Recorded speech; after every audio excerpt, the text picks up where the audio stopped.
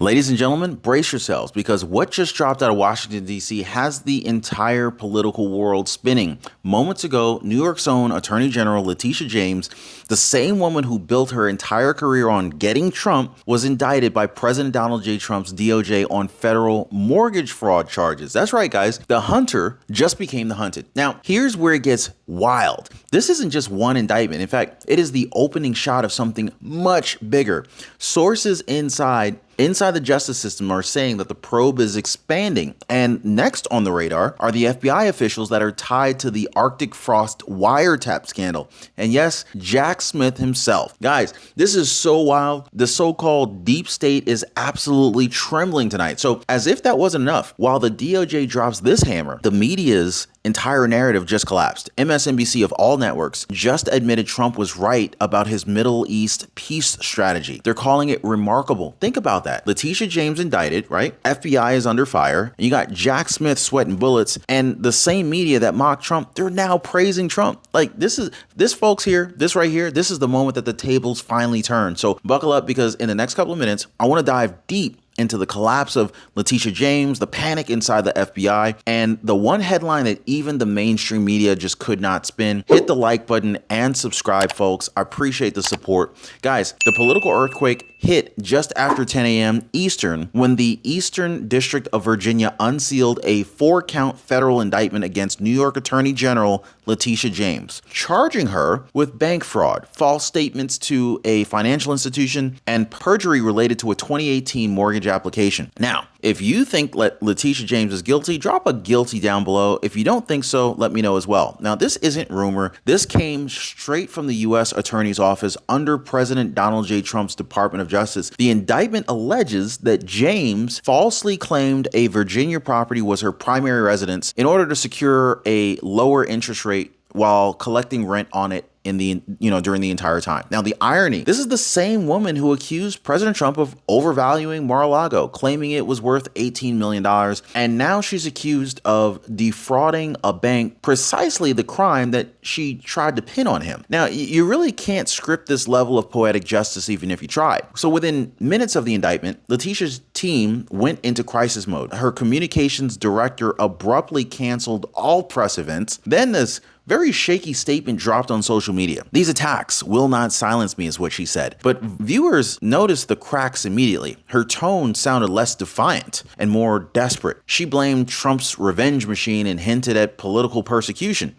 Yet that's the argument that collapsed almost instantly when the document showed up, showing the investigation began months before Trump reappointed Pam Bondi as Attorney General. So Trump didn't even have anything to do with it. So behind the scenes, staffers are reportedly furious. 2 aides have already resigned, and insiders are saying that Letitia James broke down during a closed-door meeting saying, "They're going to ruin me." Wow. Big Tish James is crying behind the scenes. Now, of course, she don't want crying on camera. Gotta stay strong, right? For years, she branded herself as Trump's worst nightmare. But tonight, now she's living one of her own because this indictment isn't isolated. In fact, it's the first domino in a much bigger chain that could shake the entire Department of Justice to its core. So let's talk about what happened next because Trump's DOJ is not stopping here. Now, here's the big question. When you go to bed at night, do you sleep peacefully, knowing that your Medicare plan has you covered? Or do you secretly wonder if you're going to be blindsided? Now, this is why I partner with Chapter, folks. They give people the clarity that they need to rest easy, knowing that their Medicare coverage is solid. Now, one of our viewers, she told me, "I finally sleep better at night because Chapter explained my Medicare plan in a way that I could trust." So let me ask, guys, do you want restless nights? Or do you want what most people already are doing? Sleeping peacefully after calling Chapter. Now, most people, they're dialing that phone number right there at the bottom of your screen, or they're visiting askchapter.org/Ron. That telephone number again is 909-563-8279. So now here's where everything explodes, okay? Because this indictment of Letitia James is not the end. It's the beginning. Sources inside the Department of Justice are now telling us Trump's new Attorney General, Pam Bondi, has quietly authorized phase 2 of what insiders are calling a comprehensive integrity sweep. So what's that mean? Translation? They're not just going after Letitia James.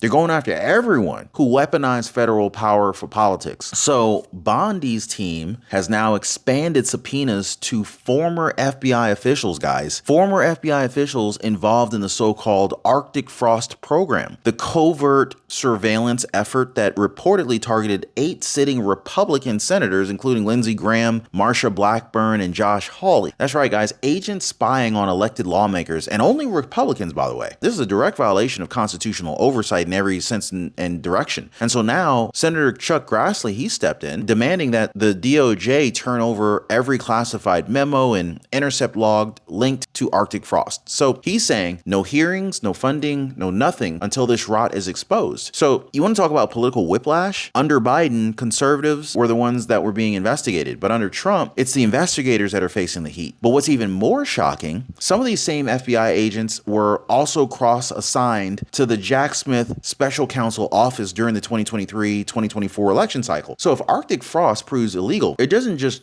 tarnish the Bureau. It actually threatens to implode the foundation of Jack Smith's entire operation. This is why the DC establishment is in panic mode. Insiders are leaking, phones are being wiped, and entire teams are working overtime to just try to get ahead of the subpoenas. And so, folks, I don't want you to think that this is some random coincidence. This is methodical. Trump promised to drain the swamp, and now, with Pam Bondi at the DOJ, the swamp is finally springing some leaks. So if Arctic Frost falls, it could take down half of Washington right alongside with it. And so this is exactly why Trump's critics like Jack Smith are in the crosshairs. Ladies and gentlemen, this is where the temperature really spikes, because every sign out of Washington points to one thing. Jack Smith gotta be next. Multiple DOJ insiders are confirming that Bondi's Internal Affairs Unit has opened a parallel review into how Special Counsel Jack Smith coordinated with FBI personnel under Arctic Frost. Remember, Smith was the face of the classified documents and January 6th prosecutions against Trump. But it turns out that those same cases relied on illegally gathered data or unapproved surveillance. So Jack Smith, he could very well be the next name on a federal indictment sheet. Now, this isn't speculation. This is Washington in freefall. This is the man who once declared himself untouchable, could now be answering subpoenas from the same department that he used as a weapon. Now, here's a twist that nobody saw coming. The media is starting to fold under the pressure too. Just days after the Letitia James indictment, MSNBC's David Ignatius and John Meekum, two of the left's favorite intellectuals, went on air and called Trump's recent Middle East peace agreement remarkable. They said it actually showed stability and leadership. Now, can you believe that? MSNBC actually praising Trump on the same day that his DOJ drops an indictment on one of their favorite Democrat heroes? Are they trying to get in Trump's good grace so that they don't come after them? Meanwhile, Fox News, they ran wall-to-wall coverage calling this the biggest accountability shift in American history. And even normally cautious outlets like Politico had to admit Bondi's DOJ is operating with precision and restraint, not vengeance. So the irony couldn't be sharper. The same networks that once screamed dictator are now tiptoeing around a Trump administration that's quietly doing its job, cleaning house, exposing corruption, and bringing the very people who weaponize the system to justice. So as the walls close in on your boy Jack Smith, the press corps that once cheered him on, they're now whispering in the hallways, well, they're now wondering who might be next. So if you think that the media's backpedaling was a little bit surprising, wait until you see how President Trump's latest foreign policy win just flipped their entire narrative upside down. And it's wild. So while Washington's reeling from these indictments, subpoenas, and resignations, half a world away, Donald J. Trump just pulled off what even his critics are calling a diplomatic miracle. In a very surprise announcement from Camp David, Trump confirmed a new peace accord between Israel, Saudi Arabia, and Egypt, brokered under what insiders called the American Stability Pact. Now, it includes mutual security guarantees,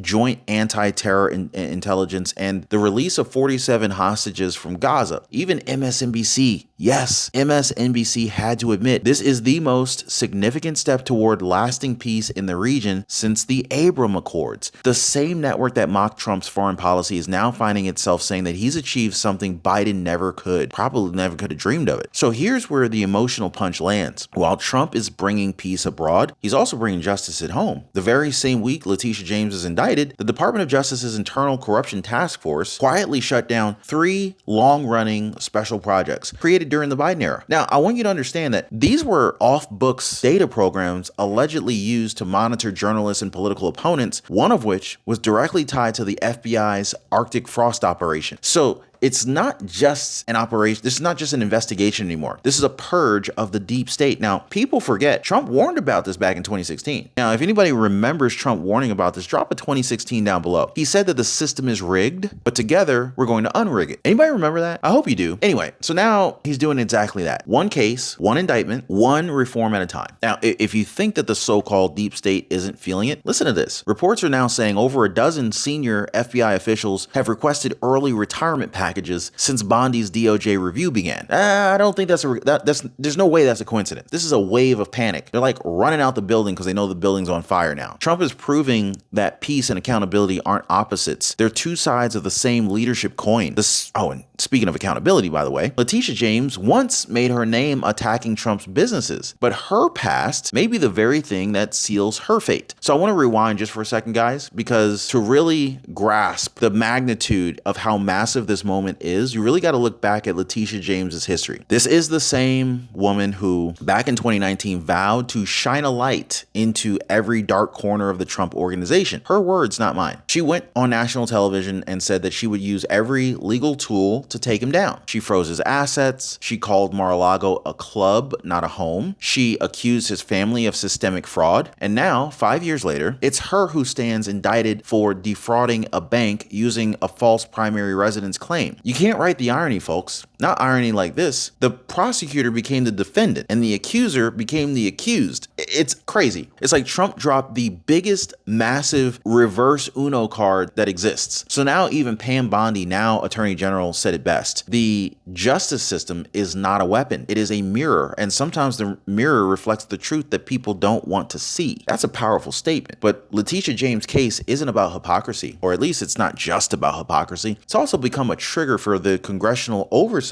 that Washington can no longer ignore. Because as this indictment hit, Senator Chuck Grassley fired off a letter to Pam Bondi demanding full disclosure of the FBI's Arctic Frost surveillance program. He's calling for sworn testimony, document declassification, and even the appointment of a bipartisan commission to review what he calls one of the darkest abuses of power since Watergate. Now, Grassley is not alone. Senator Josh Hawley and Ted Cruz are backing the move. In fact, they're threatening to block DOJ funding until every memo, every phone record, and every secret FISA order is turned over. This is no longer just about Letitia James. This is about whether the Department of Justice itself can be trusted again. Now, for the first time in decades, both chambers of Congress are talking about a full reauthorization hearing for the FBI. This is how deep this scandal goes, okay? And so if those hearings happen, it won't just expose the bureaucrats. It's actually going to rewrite the balance of power in Washington altogether. So where does all this lead, folks? Let's step back and look at the big picture. President Donald J. Trump, now firmly seated as the 47th and formerly 45th president of the United States, has just accomplished something that very few believed was even possible. In